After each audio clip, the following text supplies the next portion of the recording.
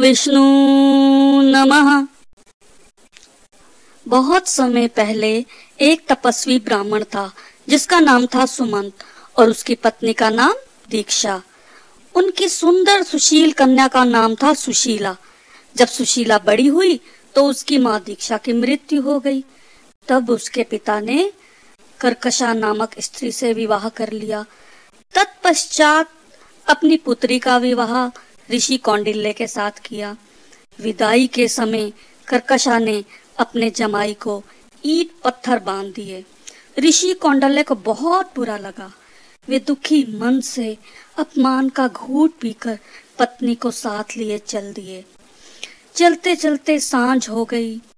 सुशीला ने देखा कि सांझ के समय नदी तट पर सुंदर वस्त्र धारण किए स्त्रियां किसी देवता का पूजन कर रही हैं।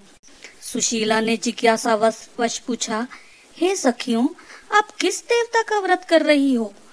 उन्होंने अनंत व्रत कथा की विधि बताई और महत्ता भी सुनाई।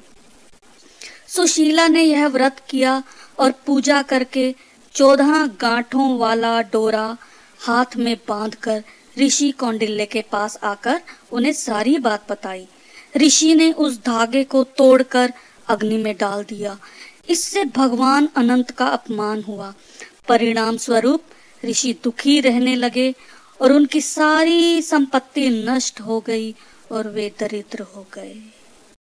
एक दिन उन्होंने अपनी पत्नी से कारण पूछा कि तुम क्यों उदास रहती हो? तो सुशीला ने बताया कि उस दिन आपने भगवान जी का डोरा जला दिया था। तो यह सुनकर ऋषि कौंडिल्य को बड़ा पश्चाताप हुआ। वे अनंत डोरे को प्राप्त करने के लिए वन में चले गए।